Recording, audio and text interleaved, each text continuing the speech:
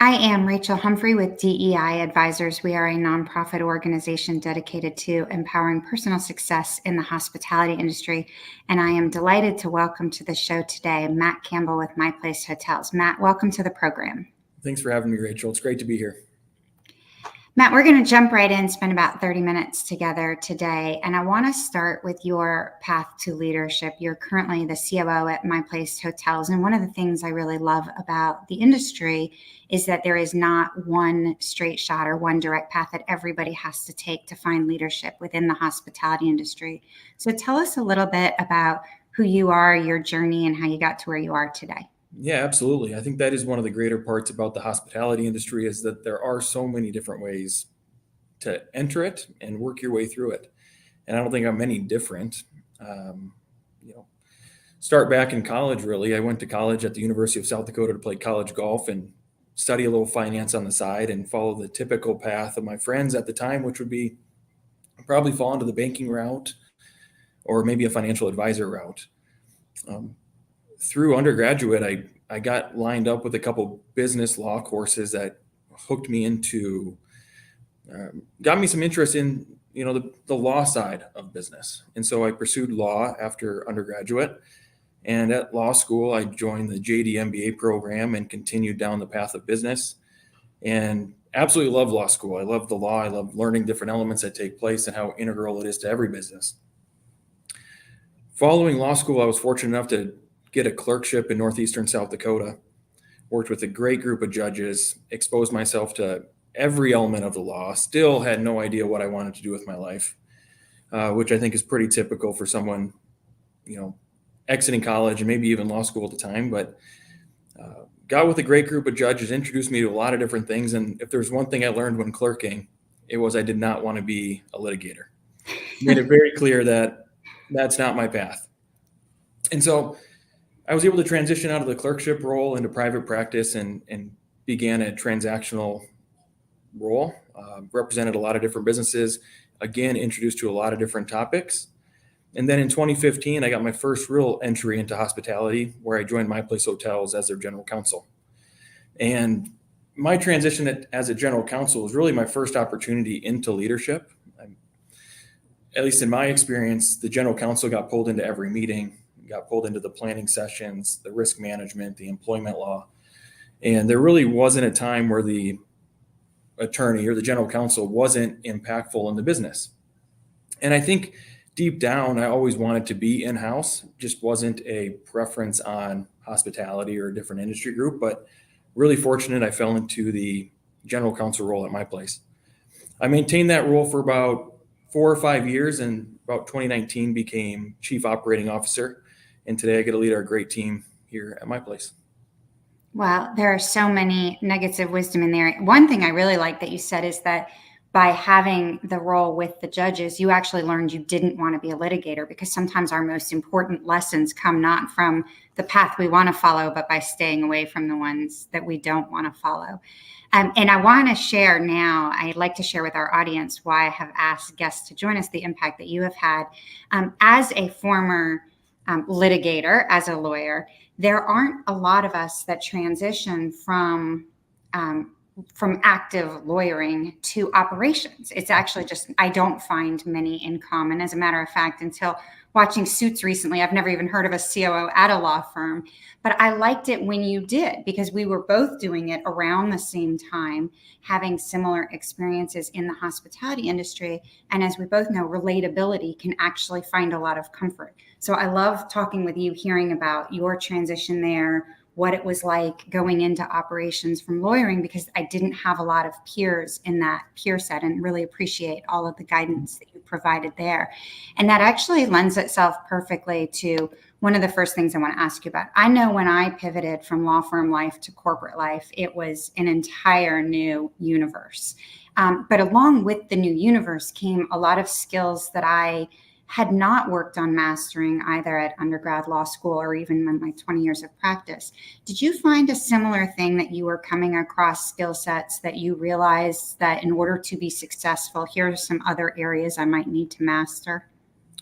Yeah, absolutely. I mean, I think you look at the private practice into in-house, general counsel. I mean, one of the earlier things that I had a challenge with was in private practice, I had dozens of clients, hundreds of clients, where you're helping them on a dozen different issues through a dozen different industries.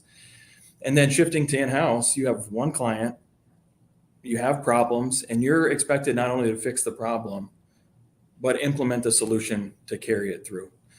In private practice, a lot of times you get presented with the problem and you fix it and you transition away, and you fix the next problem, you transition away. But, I found it very rewarding being in-house, where you can take the problem, find a solution, work with the team members, implement the strategy, bring on the right people, and follow through to make sure that problem doesn't happen again.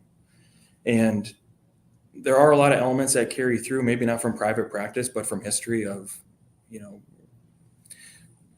being a part of teams, being part of associations where you have to find a way to work together and find the elements of each other. It might be a differing opinion, but ultimately come together and find the solutions that matter. But there is a dramatic difference, to the baseline of the question, from private practice to in-house counsel, and then the transition to the operations side, where you're, really trying to get the job done and not just trying to prevent the problem from happening again.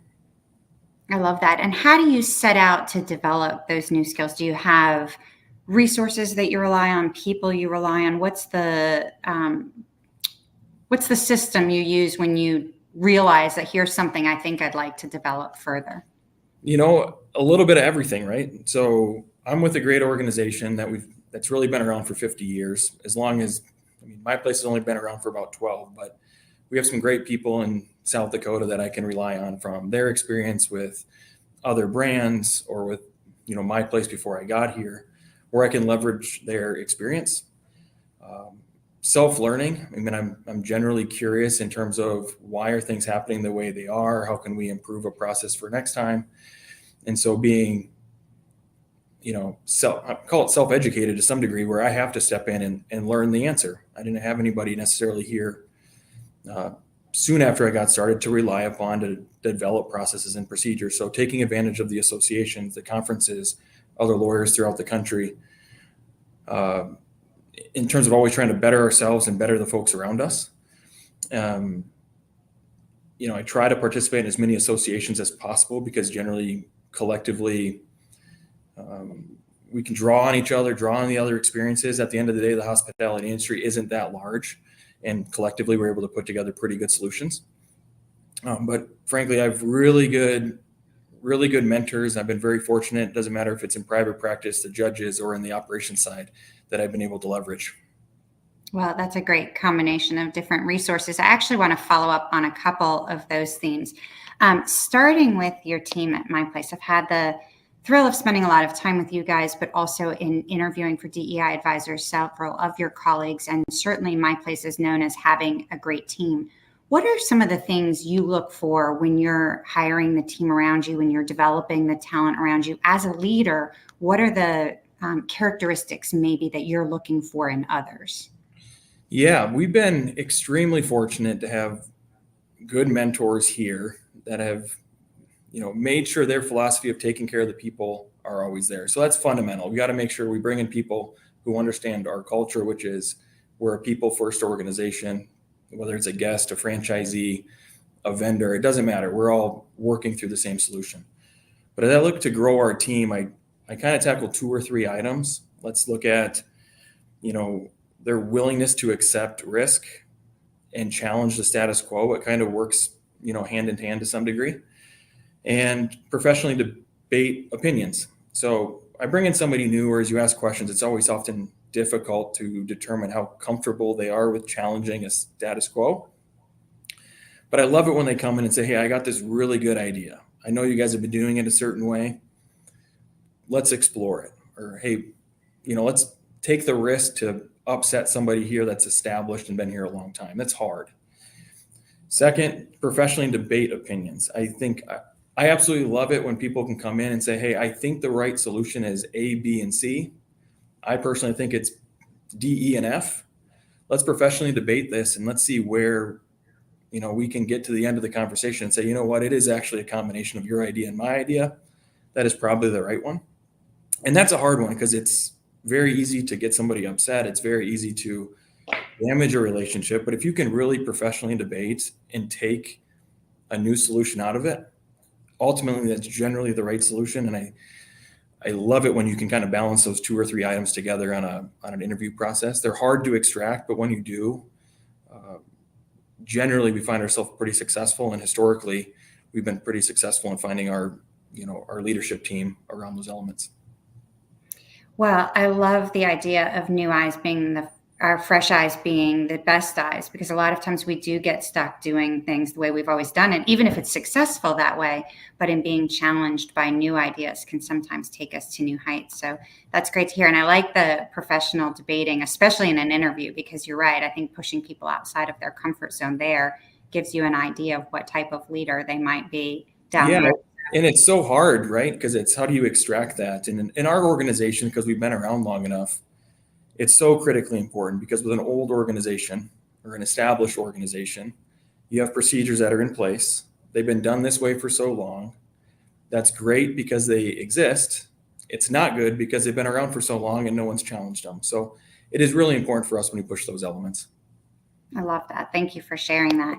Well, I'm going to go in a totally different direction for a second. I have been really impacted of late hearing a lot of female leaders saying, why are only female leaders asked about work-life balance, work-life harmony? But we don't ask our husbands, male leaders in the industry, how do they travel or how do they balance everything else? So I know that you are a dad, that you are a husband, that you have passions and joys outside of your day-to-day career in the hospitality industry. Talk a little bit about some of the strategies that have been successful for you as someone who does travel, who has a demanding career, in finding time to be with your family and also pursue some of the other hobbies that you have.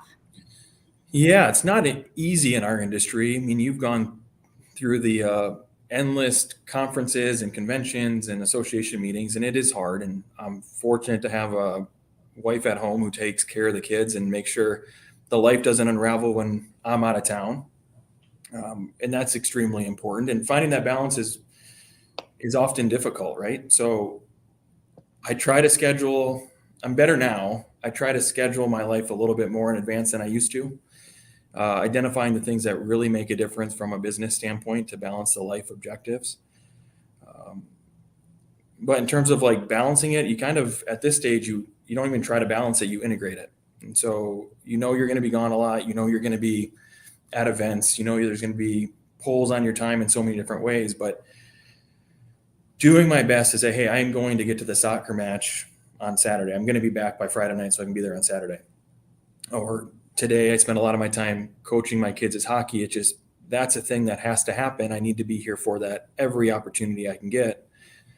And you really prioritize the things that you have to do and balance those things in that you should do, and then fill in the time that you have left. But it is hard. And, I think the always challenge is, how do you integrate it? There was a great session at the lodging conference this past year that I found really interesting. It was a main stage panel talking about other executives and how you integrate, wellness and working out and staying healthy. And I took a lot of things from that. I like to say I got motivated to like, hey, I'm going to start working out more. I'm going to start doing this and that. Admittedly, I never made it. I was going to say that didn't happen. But just having those conversations, it's emphasizing the fact that you have to integrate your family life into your business life. You can't have imbalance between work and family. You have to find a way to tie it together. And hearing those panelists from, younger folks up to nearing the end of their career, kind of hear about their regrets or, hey, where do they want to make sure there was a lasting impression? They're all kind of focused on the family side, the taking care of yourself side. And so ultimately you try to do your best. We know we're busy. We know we're doing things, and you always try to remember you got to be there at the things that you're going to regret if you don't go. So I always try to focus on the kids' events and the family events and balance in where I need to be from the work side. I like the intentionality of it too, whether it's the scheduling or the evaluating what are the can't miss items at work, what are the can't miss items at home to do it. I think if we leave it up to happenstance. It's not going to happen in a way that maybe we find satisfying either today or looking back on it. So the intentionality, I think, is a really good way of looking at it. And I liked what you said about self-care too. I think or wellness, that intentionality and follow through, perhaps, Matt, as well, is really important, because we will always find something to fill our time if we're not scheduling it or making the specific time for it. And I think a lot of that self-care and wellness conversation actually came out of the pandemic. And I'm trying not to talk about the pandemic as much on this series, but I actually, for you, wanted to tie it back in, because not only was it, a time that none of us had been through anything like that before. So we didn't have mentors we could rely on. We didn't have a roadmap we could follow.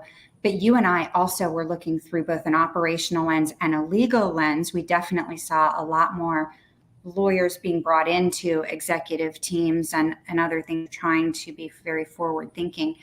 What of your leadership traits do you think really rose to the surface during maybe the earlier stages of the pandemic that helped you really establish yourself as a leader within your organization and the industry because of that skill set? Yeah, that was, a trying time. I actually became chief operating officer during that period, and that's a welcome to the industry moment that I don't think you will ever replicate again, but certainly extremely interesting time. And we went back and forth a lot over that period on how we're managing certain things and going over it and reflecting back. That was honestly the fastest moment in time I've ever experienced, because you'd come to the office early, catch up on news information, you'd catch up on government updates, and you relay that down to your team. From a leadership trait perspective, if I look back at it and how we kind of incorporate it today, is leaders in general became a little bit more empathetic to what's taking place around us. It's, there's nothing you can say about it. People went through some of the hardest times they could imagine. They lost their jobs, they lost their businesses, they had family that was impacted. There was separation from who they were familiar with being around that they couldn't be around. And so us as leaders had to recognize, hey, your team has other priorities. You have to figure out a way to accept that. The timeline might get missed. Why is it getting missed? Let's understand what these team members are going through before you have an irrational response to, missing a deadline or missing a project date. Have some empathy for the things that are taking place around us. And then from the communication side, it changed a lot. Pre-updates, you talk about things that are taking place. And I think through the COVID period, you really learned that there had to be daily conversations in that moment of, hey, we got to be optimistic here. Let's find the positive in what's taking place around us. Let's talk about the general objective that we're going to try to narrow down to hit. And let's be narrow about what is the target we're going to hit that objective. And so those daily conversations maybe embedded myself more into the leadership role than I ever was familiar with beforehand, because it was guidance and advise and putting structure in place and moving forward. And at that moment, it's having additional empathy for the things taking place around you and making sure you're communicating very clearly what has to get done, when it has to get done, and being optimistic of there is going to be an outcome of this that's we're going to be okay with, and moving forward. I like that. I certainly think that I agree completely that empathy was something definitely both needed and exhibited a lot more, and continuing still, which is nice to see that it wasn't a blip in time. Matt, you mentioned when you were talking about continuous learning earlier in some of your path, getting involved with boards, associations, nonprofits, and you do a tremendous amount with several of them. You've always been very involved on the advocacy side of things. Can you share a little bit both why it's important for you to be involved, but do you think you have the ability to develop additional or different skills as a leader through your involvement with those organizations than maybe you do in your corporate role or your legal role? Yeah, absolutely. So I do get involved with AHLA, some of the advocacy items. I like to be involved politically. And so certainly from an industry standpoint, I like to be involved as much as I can. I am involved in some nonprofits that I'm excited about. I serve on the Boys and Girls Club board. I've been a part of that board here locally for 4 years. And I got introduced to that through a partner at the law firm I was at in private practice, and, getting open myself getting opened up to the activities of the Boys and Girls Club and how impactful they are to other kids' lives, making sure they have a safe place to go and food and transportation and activities. I find that extremely rewarding to be a part of it. Selfishly, I'm also pretty active on the Hockey Association for a couple of different reasons. I love coaching my kids. They're 6 and 8. I love being a part of their teams, their friends. I've watched them grow up with their little buddies playing hockey for the past 5 years, and that's been extremely rewarding. But personally, on the hockey side, I can look back as myself as a kid, the number of coaches that I had that influenced where I'm at today, because they gave their time, they gave opinion, they gave encouragement, they taught things beyond winning the game.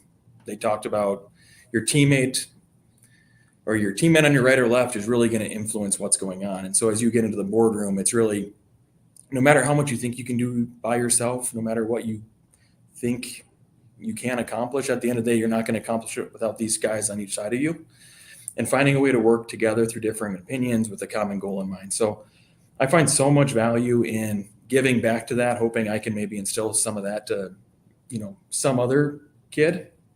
But I do know there's a lot of life lessons that are taken away from sports and taken away from the Boys and Girls Club and the Hockey Association that do layer back. And fundamentally, I think anybody in a position of leadership or power has the ability to give some time, talent, or treasure to some organization that they're passionate about, to make something part of that a little bit better. And so I feel very fortunate to have the time and ability to do that. And those specifically are 2 organizations outside of, the hospitality associations that we're also trying to improve. Well, I love the ties of lessons learned both as an athlete in youth sports, but also in our ability to create leaders through youth sports. So appreciate what you're doing to not only share that with others, but instill that in your boys as well. One of the things about this industry as well that is very unique but incredibly impactful are the relationships that we build. And we all network differently. I've been very open sharing some of my incredible fears of different scenarios in that sense. But at the end of the day, we might end up with a very similar network. How do you think you have done in your networking, your relationship building that maybe is suited to your personality, but might be different than others' network? Yeah, it's, I've had, because of my diverse background and coming from legal into operations, it's sort of bifurcated between like you have your legal network and then you have your operation network. But in general, I don't know if there's a better industry for networking than the hospitality industry, simply because all of us are all about, hey, how can we help each other out? How do we take care of the people around us? You were actually one of the first people I met in this industry, and it's kind of cool to come full circle and be a part of this, because early on in my career, you were somebody I relied on to, bounce ideas off of, and just generally chat on like what is going on in the hospitality space, because it was all relatively new to me. Personally, as I look at it, and maybe how I've tackled my network is, getting comfortable with, not asking the why questions or who are you, where'd you come from? I mean, your first question today was everybody's coming from a cool and different background to get into the hospitality space. So breaking the ice on where'd you come from? How'd you get here? Why are you doing what you're doing? Why do you find it rewarding? Generally allows you to, grow that network pretty quickly. And certainly not being afraid of meeting new people. I find it fascinating to meet new people and where they come from. And so I always try to take that as far as I can. Tips or recommendations for others as they maybe get into it for the first time. It's very easy to be asking, hey, Rachel, give me some advice on how you navigate some things, or hey, so-and-so, give me some advice on how to navigate some things. You have to remember to reciprocate it. You have to be willing to sit on some panels. You have to be able to answer your phone when somebody else calls you and wants to bounce ideas off of.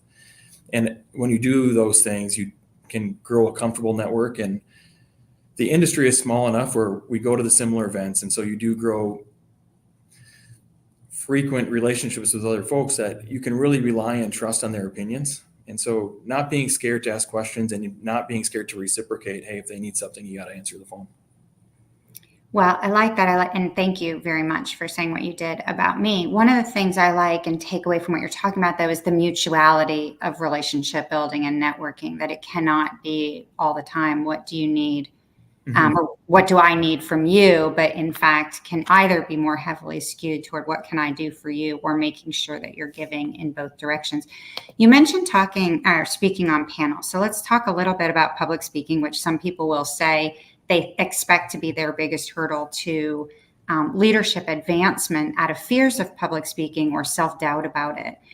Talk a little bit about your experiences there. Are you comfortable doing it? I know you weren't a litigator, because a lot of people ask me about the impact of being a trial lawyer on now public speaking and hospitality. How do you prepare for it? What is your comfort level there? Yeah, I'm not a big fan of public speaking. I don't know who really loves it. I certainly don't. I'm not going to put myself into that category. I do enjoy the panel side. And I think there's a little bit difference of, I really enjoy listening to panels. I like to gain people's perspective of why they do certain things. And so when I put myself on a panel, I can maybe relate a little bit better of like, hey, you can be a little bit more open. You can be transparent of what's taking place, because the people in the audience want to take something from listening. But I definitely don't chase public speaking. It's not something I love. The litigation side was as much of the preparation I didn't necessarily want to get involved with and dealing with it. But the general public speaking, I don't necessarily chase. In terms of preparation, I mean, in my role now, there's plenty of one-on-one meetings, plenty of group meetings, plenty of management company meetings, pulling teams together. I generally make sure I understand the information. I take good notes. I organize my thoughts, bullet point out a lot of items, make sure I cover all the topics that I want to have, just to make sure it's concise, clean, and I don't forget anything, frankly. I'm generally pretty to the point in terms of what I'm looking to accomplish. And so I think that's a little bit of the public speaking side, where you need to fill an hour to fill an hour, or fill 30 minutes to fill 30 minutes. And I generally like just to get to the point. If you're here to learn about something, let's take advantage of that time and use the rest of the time more appropriately. So less is more, short-winded, not long-winded, and preparation. That is me. All right, now we've got it.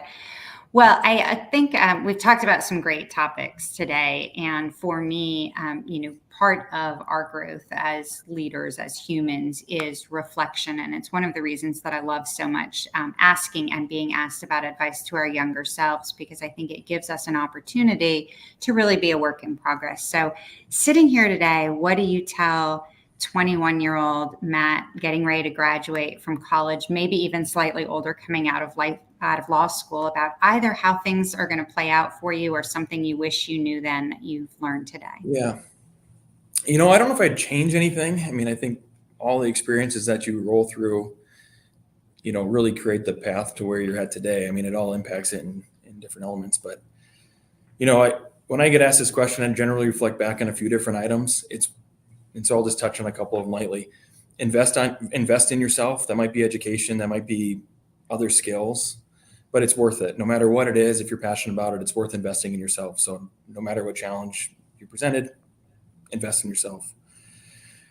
Find a way to take care of yourself. I mean, you hear this in the industry. We talked about earlier today, the wellness and self-care needs to happen. I was fortunate to play college golf, and in that time, they forced you to stay active and stay involved. And then when you get removed from that, you let it slip. Find a way. I would tell myself, don't stop, keep going. Don't fear failure. We're going to be presented with a number of different things that are scary, the failure. But at the end of the day, if you fail, you probably learn more than you would have if you would have just simply succeeded the first time around. And continue to trust your gut. There's been a number of occasions where it's like, man, do you do this or do you do that? At the end of the day, trust your gut, because generally it's going to lead you in the right direction. I love that. Don't fear failure is such an important lesson. I think that does paralyze a lot of us at lots of points in our career.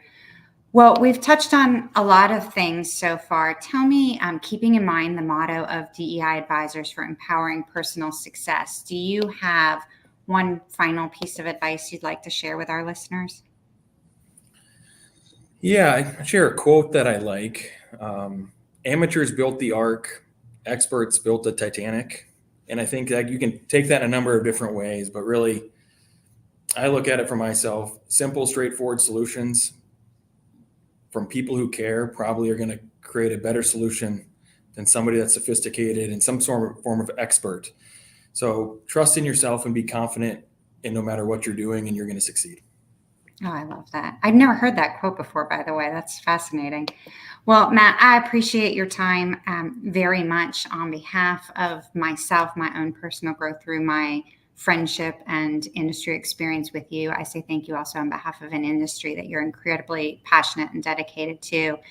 To our listeners, I would say thank you so much for tuning in today. We hope you'll go over to DEIadvisors.org and listen to interviews with other incredible hospitality industry leaders who've shared their journeys and their insights with us. You can also stream us on all of your favorite streaming services.